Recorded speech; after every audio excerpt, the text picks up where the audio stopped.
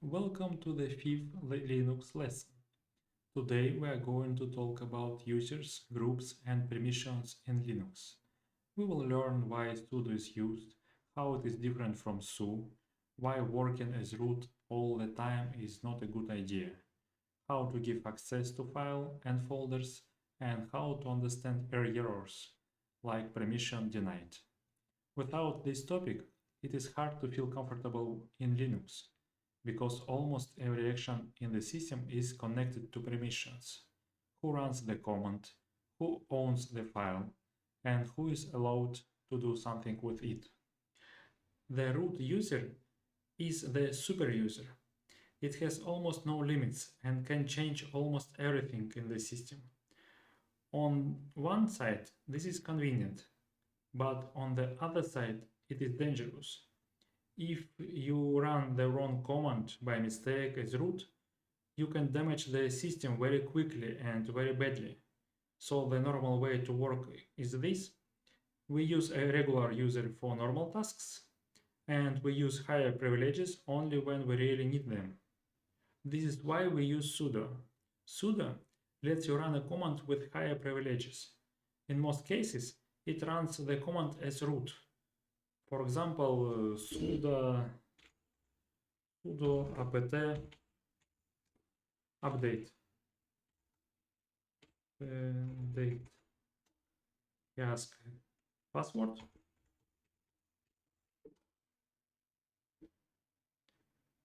We did it on another lessons. So we do not switch to root forever. We just ask the system to run one command with administrator privileges for a short time. This is safer and more convenient than working in a root session all the time. And now it is useful to understand the difference between sudo and su. Sudo is used to run one command with high privileges. Su means switching to another user. Very often people use it to switch to root.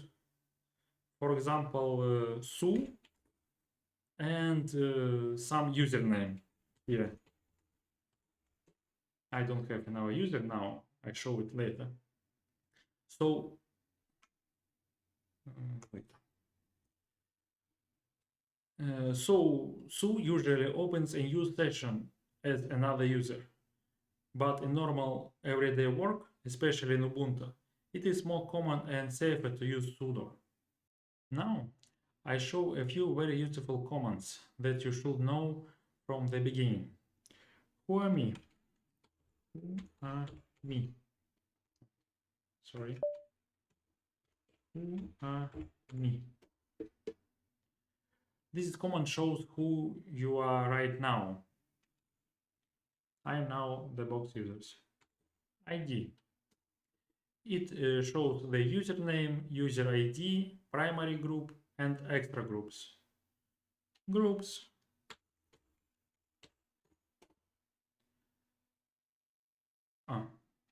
Sorry. Yeah, not a lot. This command shows which groups the user belong to. And here there is one important point. A user usually has one primary group and can also have extra groups. The primary group is the main group of the user. Extra groups give the user additional access rights. For example, a user can have a normal primary group, but also be in groups like sudo, docker, or developers. This is important because in Linux, access is often given through groups. There are two ways to create a new user. There is this command sudo useradd and name even, for example. This is a more basic and low-level command. We will use another command. Add user Steven. It is more user-friendly. It asks questions, helps create to home directory, and is usually easier for beginners. After this command, the system will create the user and ask you to set a password. Let's try. Password. Retype. And allow for default. Enter, enter, enter, enter. Yes. We create a new user. So it is good to know both commands, but in practical examples, it is usually easier to use adduser. Here is another important point. In Linux, permissions are often given not directly to a user, but through a group. I show. First, let's change user. Steven. Password. I think, yeah, a mistake.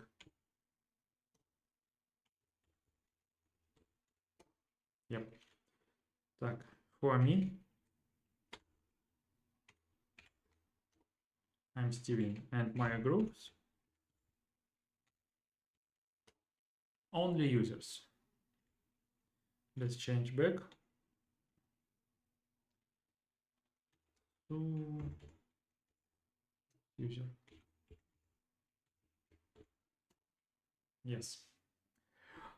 If you want to add a user to a sudo group, you can do this. Sudo usermod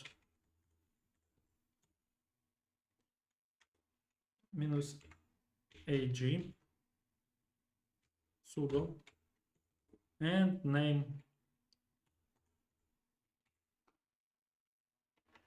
Steven. Let's check. So Steven password and my groups.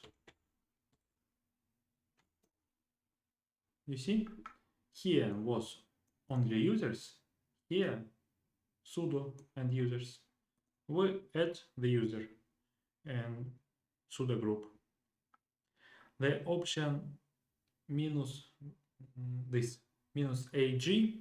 means add the user to an extra group, and sudo is the group name here, not here. It is very important not to forget -a, because without it, you may replace the whole group list instead of adding a new group. And there is one more practical point here. After changing groups, the new permissions may not work immediately. Very often, the user needs to log out and log in again. So, if you add a user to sudo, docker or any other group, and access does not appear right away, first try login in again. Information about users is stored in system files. For example, cat etc and password. There. You see, it's all users.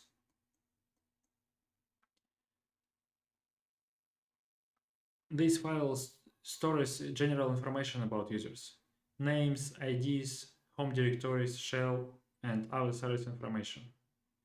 And protected password information is stored in another file in shadow. Cat etc shadow. Don't forget sudo. Not everyone can read it because it contains password hashes and related service information. You see, Steven, and not a lot of information for reading. The simple idea is this. The file etc password contains general information about users, and file etc shadow contains protected password information. Let's move to permissions.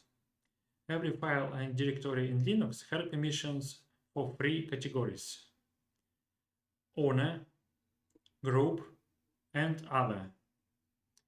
And there are three basic permission types: R read, W write, X execute.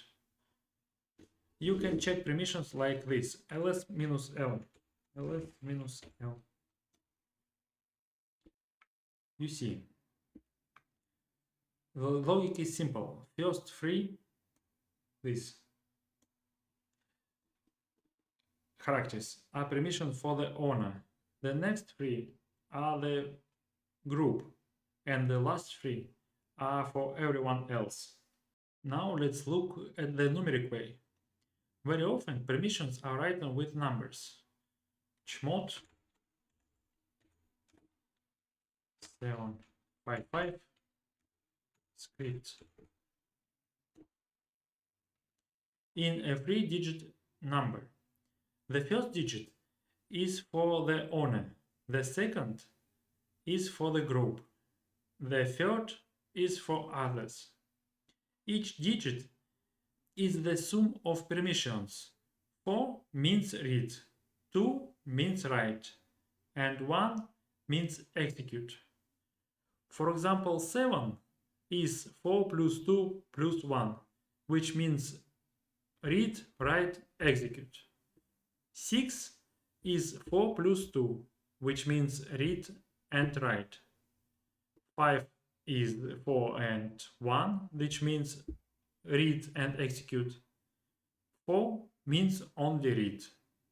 0 means no permissions at all. And here are some very useful patterns that are common in real work. 644, a regular file. The owner can read and change it, others can only read it. 755, a directory or an executable file. The owner can do everything, others can read and execute. 700, a private directory, only the owner has access. 600, a private file, only the owner has access.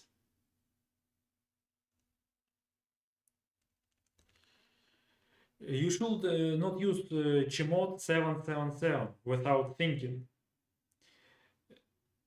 At the first, this may look like a quick fix for a permission denning problem, but in practice, this is a bad idea because you give full access to everyone, the owner, the group, and everyone else. That means the file or directory becomes too open. It's much better to first understand who really needs access: only the owner, a specific group, or truly all users. I have a picture I show you now. This picture I created especially for this lesson. You can save it and read when you need. Besides permissions, you can also change the owner and the group. For example, this file. Now, owner is user, the box user, and group, the box user. Let's change. Sudo chown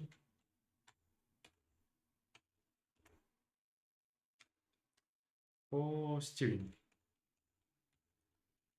and name script password and check. You see, now owner is steering, and we can change the group. Sudo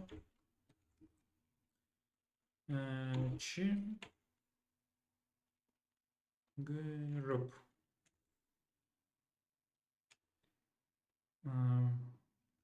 Here a new group, dev, and our file. But I don't have this group. Yeah, but you can remember the command. When new files and directories are created, they usually do not get maximum permissions automatically. This is affected by umask. You can check it like this. Umask -s. You see? One, group, other. Its permissions for default. For now, it is enough to understand the main idea.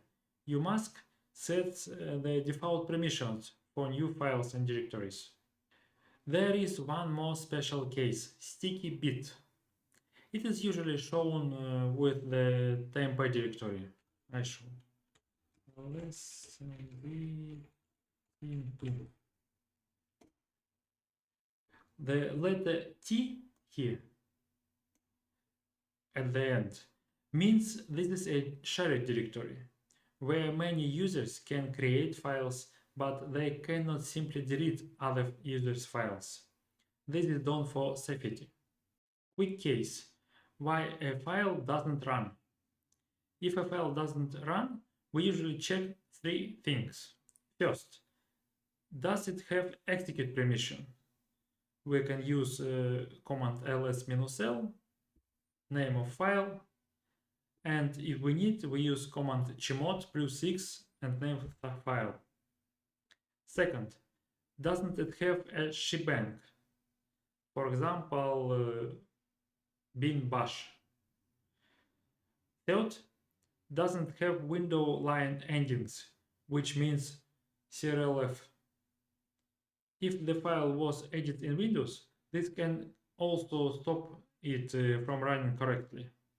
So the simple logic is check execute permission, check the shebang, check the line endings. Second quick case: why there is no access to a directory. If you cannot enter a directory, first check its permissions, ls-ld, and name the directory. Very often the problem is that the folders doesn't have X permissions. So for a directory, X is one of the most important permissions. And third quick case, permission denied on point SSH. This is a very common case. SSH complains about permissions. Usually the recommended settings are for the SSH folder 700, for the private key 600. If the permissions are too open, SSH may refuse to use the key. So, today we learned how users and groups work in Linux, why root, sudo and su are needed, how to add users to groups, and how permissions work. We also learned how to read RWX, change permissions with chmod, change ownership with chown, and fix common problems like permissions denied. And the next lesson, we will move on to processing and system monitoring. We will talk about PID, services, and processes, and commands like ps, stop, htop, kill, and nice. See you!